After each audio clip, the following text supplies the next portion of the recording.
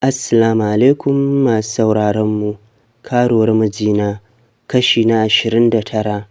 Ido cikin ido suke kallon juna. Amra ta ce, yaya me yasa ba ka sona? Mene maka? Ta faɗa tana ɗan goga masa nonuwanta a jikin shi. Ya ce, kina so in so ki ne? Ya faɗa yana kallon labbanta. Girgiza masa kai ta yi tare da cewa, yaya ina so, saboda in kana so na za mu fi zaman lafiya. Ta faɗa a shagwaɓe. Ya ce, to ta yaya zan so ki bayan ke ba kya sona?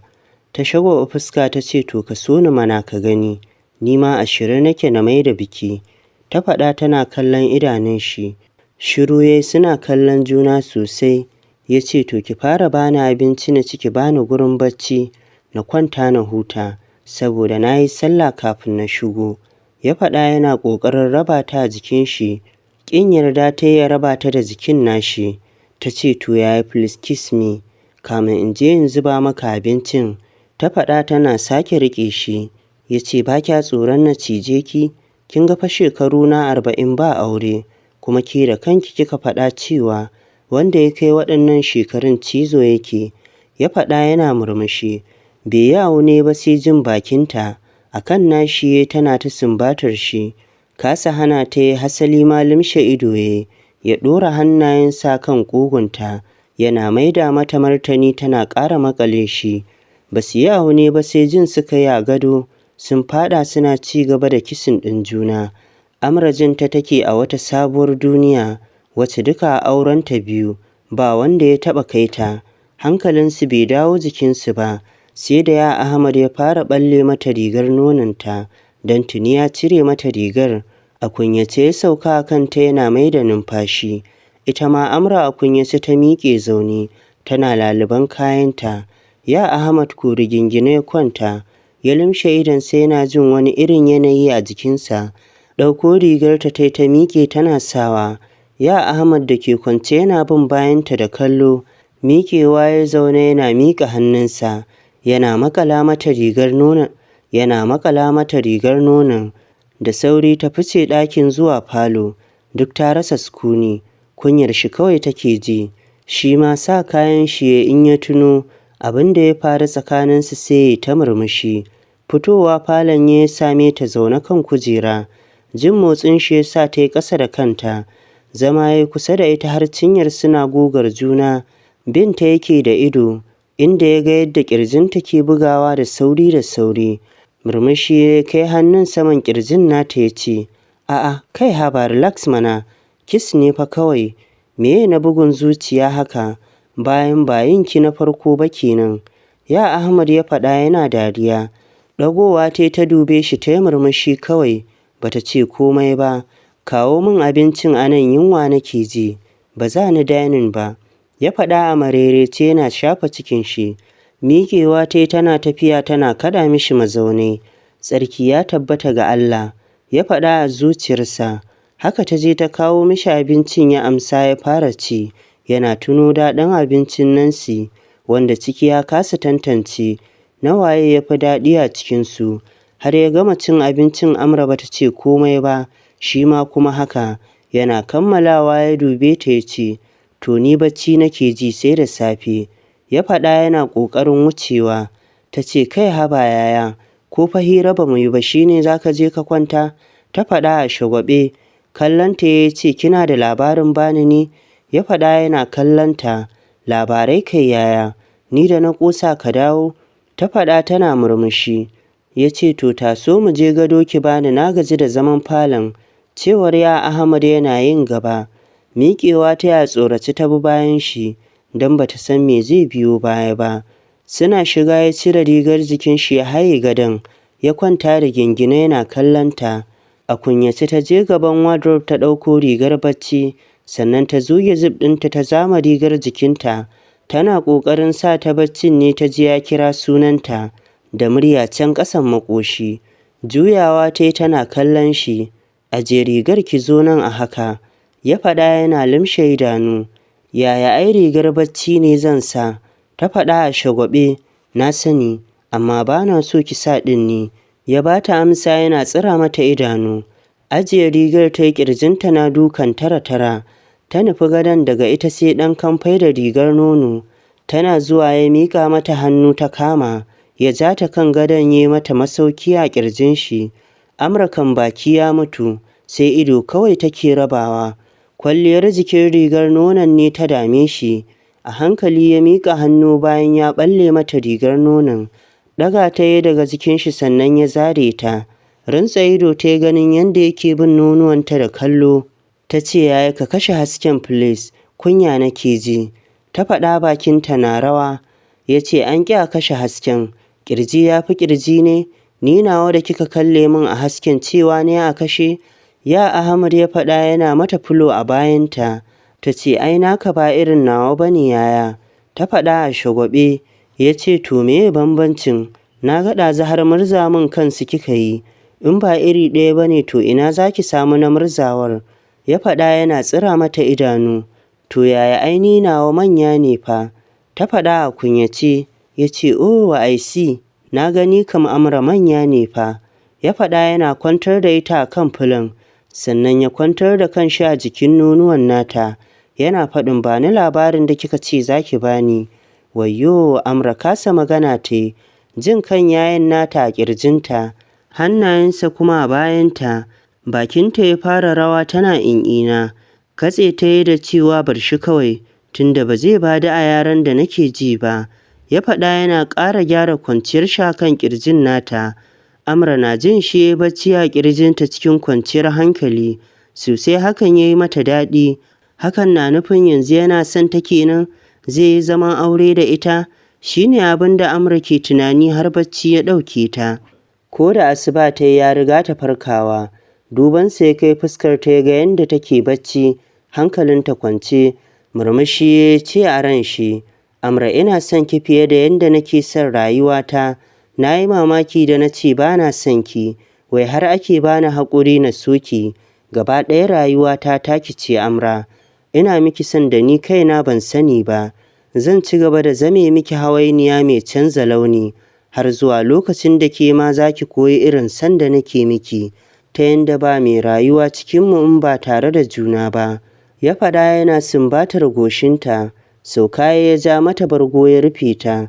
Tare da shiga toilet ya ɗauro alwala ya fito, ya sa jallabiya ya wuce masallaci. Amra farkawa ta yi ta ga baya nan. Nonuwanta ta kalla ta ga yadda suka yi ja, saboda kwanciyar da ya yi a kansu. Tuno abin da ya faru jiyan ta kawai sai ta yi murmushi. Ta sa hannu ta rufe fuskarta kamar yana gabanta. Sauka ta yi ta wuce toilet ita ma. Ta yi walwala sannan ta fito. Ta zo ta sa abaya ta yi sallah. Tana idarwa ta cire abayar ta sa gajeren wando daidai cibiyarta, da riga singlet ta mata mai siririn hannu. Ta sa hula a kanta ta nufi kicin. Bayan ta wanke toilet ta gyara ɗakin, ta kunna masa turaren ƙamshi. Tana shiga kicin ta fara haɗa musu breakfast, saboda ta san ya fi so ya karya da wuri, shi yasa ta fara tanadar masa.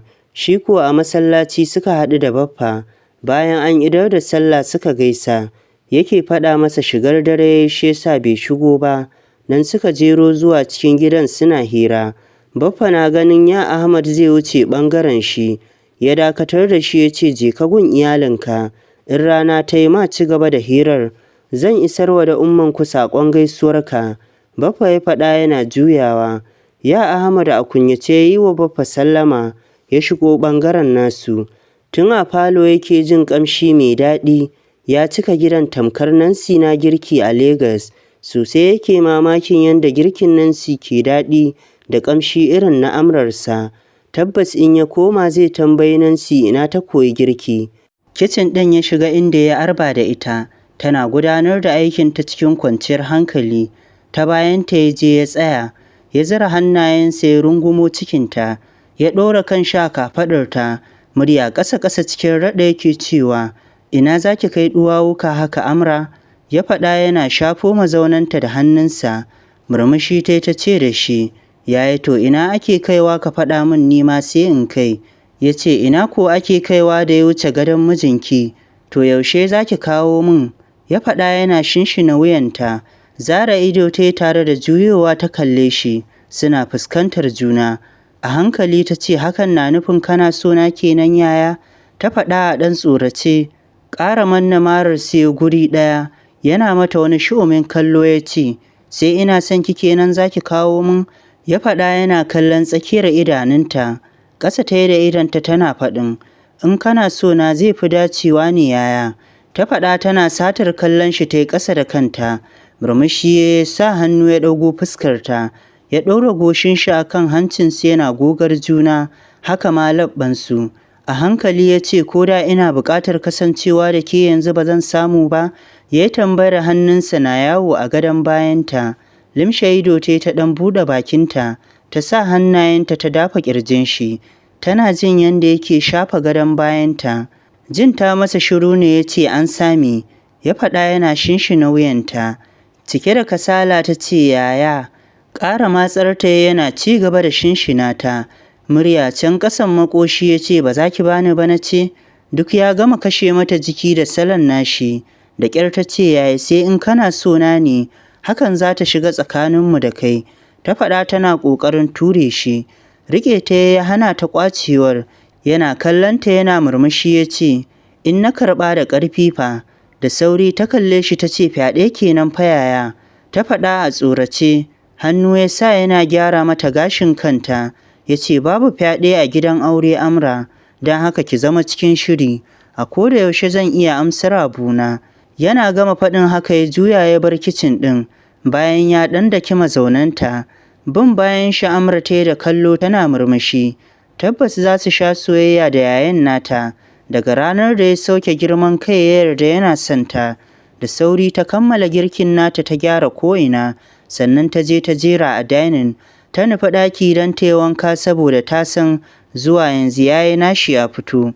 Tana shiga ta same shi zauna a kan kujera, da waya a hannun shi yana magana da Ismail, ɗaure da tawul a kwankwason shi. Wuftai ta shige bathroom ɗin don ta san wayarsu da Ismail akwai daɗewa, har ta fito ma ba su gama ba. Tana shiga ta cire kayanta ta shiga shawa, ta fara yin wanka hankalinta kwance. Shi ko ya Ahmad kashe wayar ya miƙe, ya bi bayanta zuwa cikin bathroom ɗin. Tana tsaye ruwan na sauka a jikinta ne, ta ji motsin turo ƙofar bathroom ɗin. Da sauri ta waigo don ganin waye ya shigo.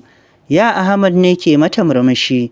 Jikinta rawa ya fara, a guje ta jawo tawul ta ɗaura a jikinta.